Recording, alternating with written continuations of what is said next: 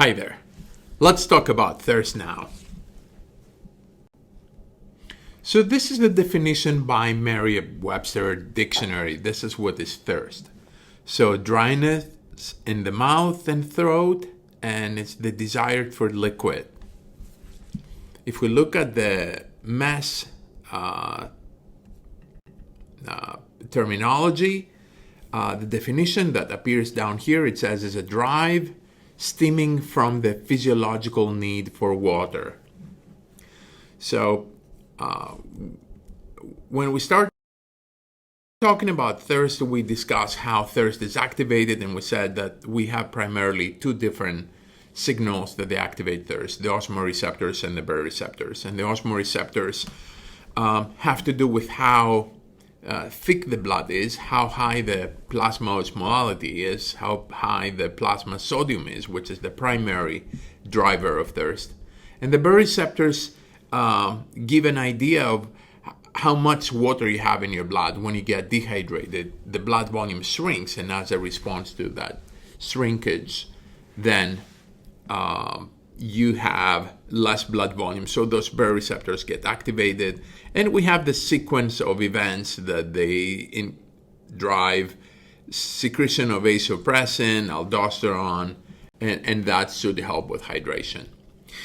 So most of the things we know about thirst, and especially the extreme cases, what is like having maximum thirst stimulation, we have learned through unfortunate events like the one from an ultra-marathon race, the Marathon des Sables in Moroccan Sahara Desert back in 1994, when Mauro Prosperi, an Italian policeman, got lost in the desert, and he was wandering around for 9 days, and he ended up losing as much as 20% of his body weight due to excessive sweating and heat exposure. If you Google his name, you should find multiple YouTube videos that are very interesting and would be good for you to watch, actually, if you're interested. You might have heard that thirst doesn't get stimulated until you are dehydrated, and also you might have heard that thirst is not very strong signal. However, when thirst is very highly stimulated, it becomes a very strong driver for everything. I don't know how many of you have watched the 127 Hours movie, which is absolutely fascinating. I have a short video here that I wanted to share with you.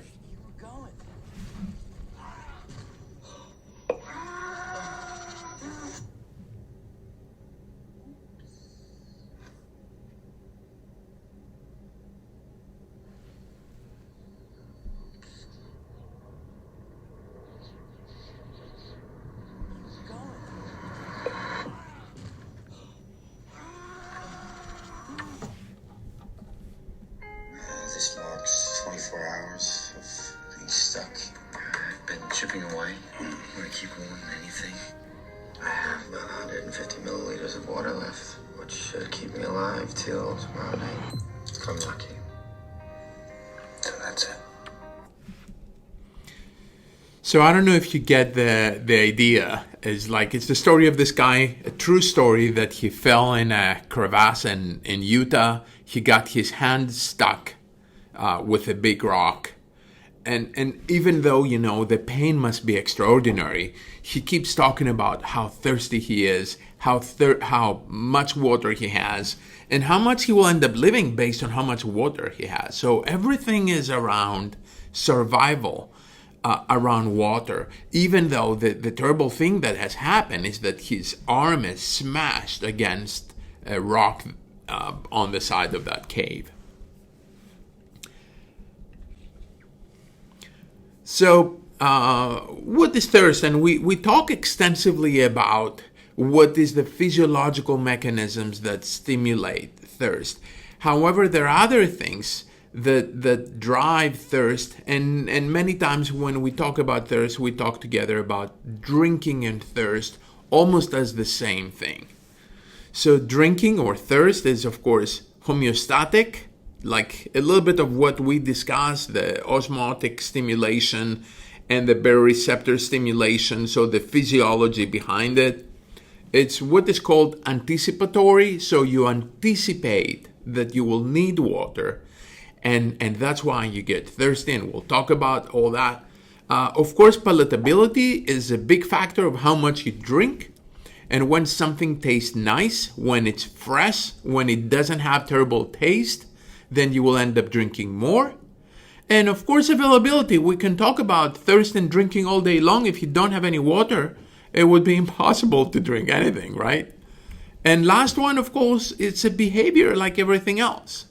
So when you're used to always carry a bottle of water with you, when you're used to have water every time you eat, when you're used to carry water with you, you will end up drinking more. As I mentioned earlier, I'm a cyclist and I ride with friends. And what is really funny when we are together in a group that we call the peloton, the peloton is a group of bikes together. When one of the cyclists start drinking, then everybody pulls out their water bottle and they start drinking. So you see the other people and you remind yourself that you have to drink because you're cycling in the heat, etc. And you see everybody start drinking. So definitely becomes part of your behavior. So let's start talking about homeostatic thirst and what is the homeostatic component of thirst. One of the first components is what we call volemic thirst. And volemic comes from the word volume. So what we said in different words, the baroreceptor activation. So in this slide, I'm not expecting you to memorize all these anatomical areas, but it's probably good to remember that the center of thirst, where everything happens, is that teeny tiny area that sits underneath of hypothalamus in the brain. It's called circumventricular organ or circumventricular apparatus. And here it's a little bit enlarged, so you can see it a little bit easier. And this is actually the circumventricular organ of a rat that they saw in the slide, and you can see different areas that are affected by volume. So we mentioned about angiotensin 2, and we said that angiotensin 2 that is stimulated from the baroreceptors has an impact on thirst, and it can help to get thirsty, so you will seek water. There are some more hormones that we haven't talked about it. It's ANP, or atrial natriuretic peptides, or atrial natriuretic factors. Those are hormones that are peptides that are secreted from the heart, from the atrial, and they get secreted as a response in increase in plasma volume. Those ones right here, and those also have a negative feedback. So when your plasma volume increases, then as a response of the increase in plasma volume, you decrease the thirst is suppressed as a response of increase of natriuretic peptides. So let me show you something a little bit more practical, actually, that it might make more sense to understand. And in case you're wondering, yes, this is me. About maybe 27, 28 years ago, when I was a volunteer for a very, very similar study. I was not a volunteer for this study, actually.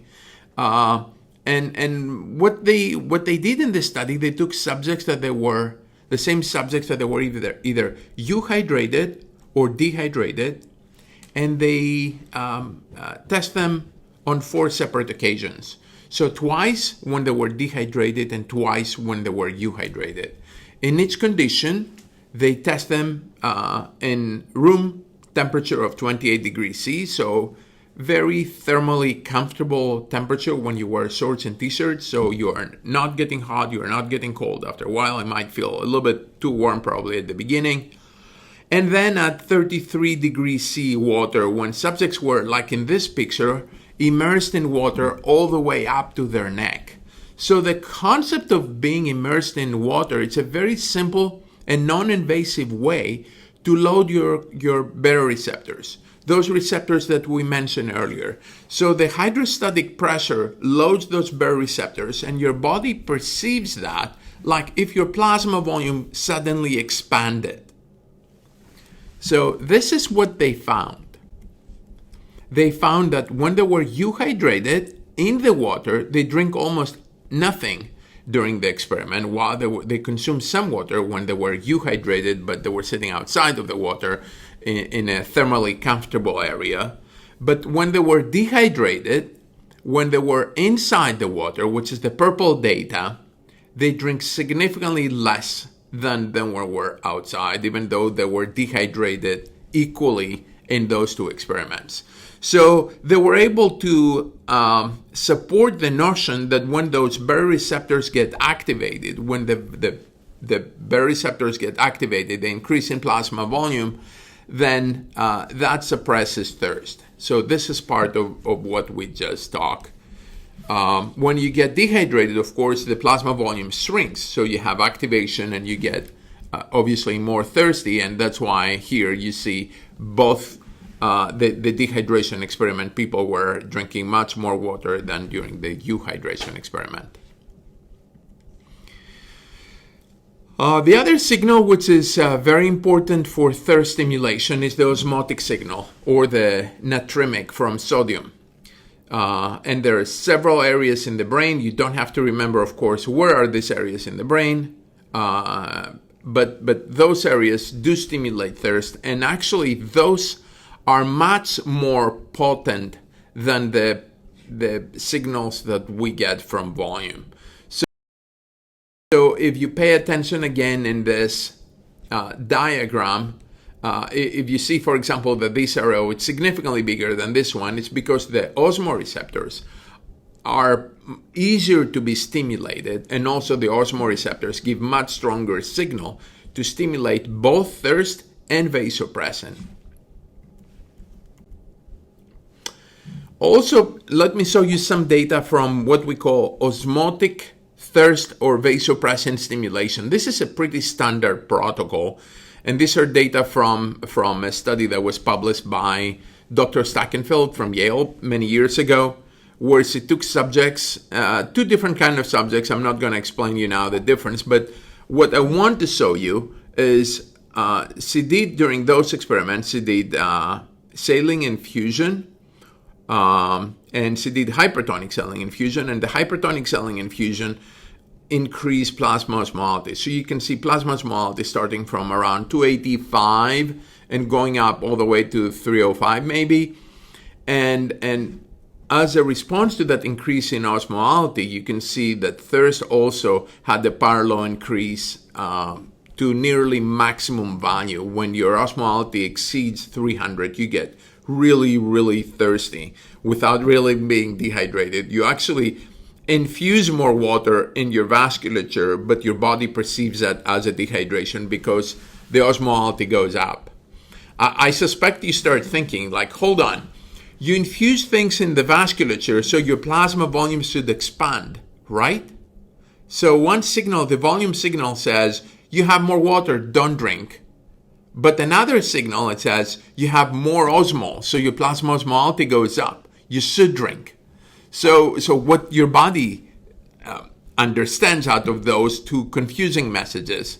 So the take-home message is that the plasma osmolality is much more stronger signal, so it overrides the volume signal. So the final outcome is that, as you can see here, that you're really thirsty because plasma osmolality is very high. So that's more data just to support the notion of when plasma osmolality goes up, you really get thirsty. There is another effect that is called anticipatory thirst. So after you eat or while you're eating, you start getting thirsty, a little bit mouth dryness, and a little bit your body anticipating that what you eat has proteins, probably has sodium, and all these things require more water consumption. So there are cues that you get from your GI system or pharynx, so from the mouth down to the pharynx, that the first part of the gastrointestinal system. The temperature of the fluids also will have an effect. How thirsty you are, cooler fluids will make you feel better. There are stretch receptors in the stomach, and those can anticipate and can impact on thirst. And also some old data in a little bit actually right after this slide. And also your GI system has osmoreceptors, and those receptors also can stimulate thirst. So there are multiple mechanisms that can stimulate thirst, and all of those together, we call them anticipatory components of thirst. This is a very old study from the 1950s where Adolf, he took dogs and actually he put a nasal gastric tube down to the stomach and he inflated it. So will create stomach distension, and as a response, he found that thirst was suppressed just by increasing the stomach volume. We also know that just rinsing your mouth, like if your mouth is wet, thirst sensation declines quickly. And these are some data from Australia and from Michael McKenney's laboratory, where they did MRIs, and I have some images from this from this study. Here you have different areas in the brain that they are stimulated during maximum thirst.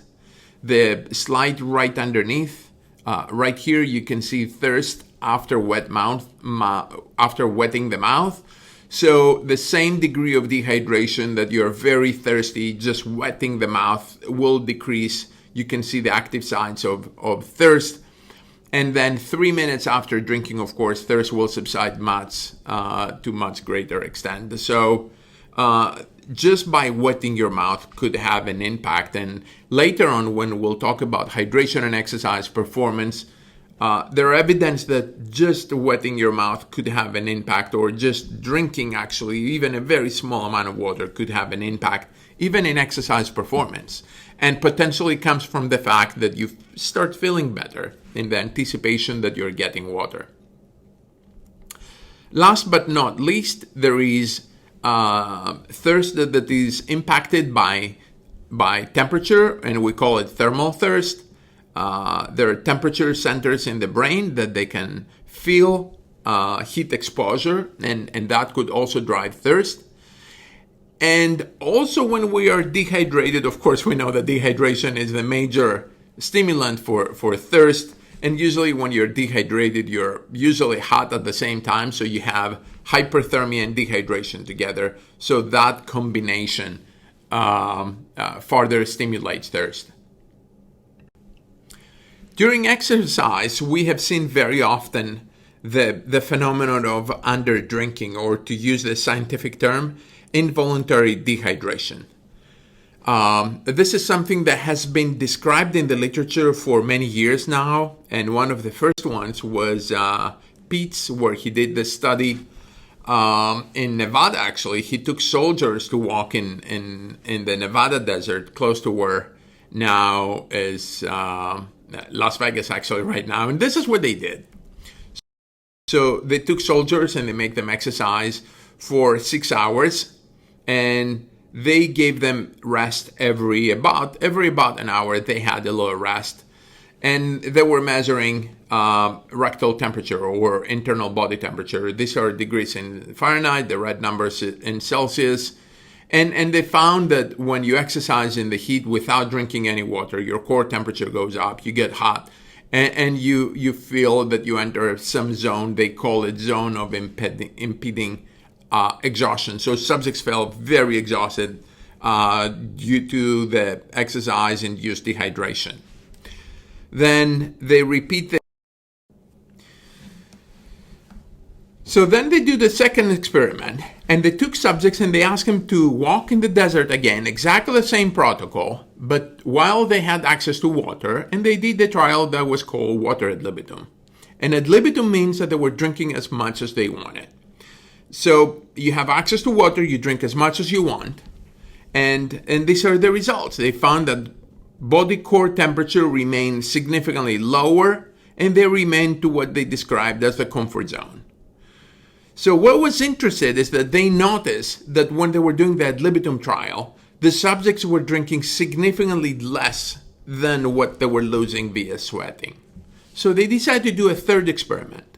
And on the third time, they said, now what we're going to do, every time you're taking a rest, we're going to measure your body weight to assess exactly how much sweat you were losing and give you guidelines to drink enough to maintain body water balance. So if you sweat a pound, you have to drink a pound of water. If you sweat 2, you have to drink 2, etc. So they try to maintain water balance. So this is what they found. They found that the volunteers had significantly lower body temperature when they were doing the water balance trial, and they felt significantly better. So one of the conclusive statements, so the take-home message was that drinking during exercise is rarely above 2/3 of net water losses. So if you lose, let's say, 3 pounds, your body will not ask you to drink more than 2 pounds. So you don't have the urge to drink more than what you lose. And very similar findings were supported from other scientists in future years. This is actually a quote from the 1947 book by Adolf, which is called Physiology of Man in the Desert. This is a very interesting book, and if you like the topic of temperature regulation and heat exposure and hydration, and outside of taking an entire course like you do now, you should be able to still find that book. It is available. If you Google it, you will find this book, which is of course out of print, but there are some copies that you can buy for relatively little amount of money. But this is what he said: thirst is an inadequate stimulus for drinking. That was like a quote that they took out of his book. So thirst is one of the more powerful behaviors. And when maximally stimulated in humans, the craving for water cannot be ignored and can become sufficiently intense to dominate all other thoughts and sensation. And this is the words from Gary Robinson from his 1984 paper, that he was describing how intense really thirst is when you really get extremely thirsty. Water drinking, on the other side, is a motivated behavior, as psychologists say. And as a motivated behavior is able to weigh the need for water against competing survival demands. So when we're not maximally stimulated, we don't get thirsty as much. So that ability to regulate the need for water or the craving for water allow us to do other things that are more important for survival. So I like to say that thirst is a survival instinct, and I would say it's a very effective survival instinct, but it is not a sensitive fluid balance homeostatic mechanism. And this is the screenshot from one of the papers that I wrote a few years ago, trying to describe a little bit this area. So we know that some people are what we call low drinkers, people that they don't consume so much water. And this is the study that it's one of my favorite studies that we talked about it in the past. 250 subjects, they selected 100 of those, the high and low drinkers only, and they found that the low drinkers were people that they had in statistically significant higher levels of arginine, vasopressin, and cortisol, actually, by the way, that we have not discussed that much about cortisol, but we will soon. We also know that many kids do not meet the dietary guidelines. If we look at kids' data, more than 70% of children do not meet the dietary guidelines.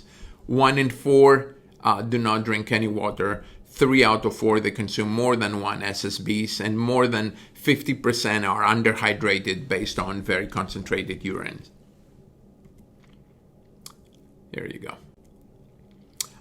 Data on older adults are really fascinating, where you see more than 90% of adults do not meet the dietary guidelines for water, which is very, very interesting, and we will spend some time later on in the semester discussing about these findings. So, talking about low water drinkers and what happened with these people, the ones that they're not drinking enough water, that they tend to be chronically underhydrated. And the only response that we see when we look at these people is that they have chronically elevated arginine vasopressin, and they also have very concentrated urine. So I tried to coin the term of underhydration. So this is a term that I have been using now for a few years, and I tried to coin that term back in 2019 with this editorial, where I introduced the term underhydration and trying to describe the situation where people consume small amount of water, they have low water intake, but what is interesting, at least based on what we know today, total body water is defended. So your total body water is not shrunk. We don't have less water in our body. We're not thirsty. Most possibly plasma osmolality doesn't change. It seems to be unchanged when you just drink smaller amount of water. However, arginine vasopressin is stimulated, and because of increased arginine vasopressin, we're able to maintain total body water. And what we see actually, which is a response of increase of vasopressin, we have very concentrated urine, small amount of urinary output, and when we measure urine osmolality, we see that urine osmolality is elevated. So thank you for your attention, and let me know if you have any questions.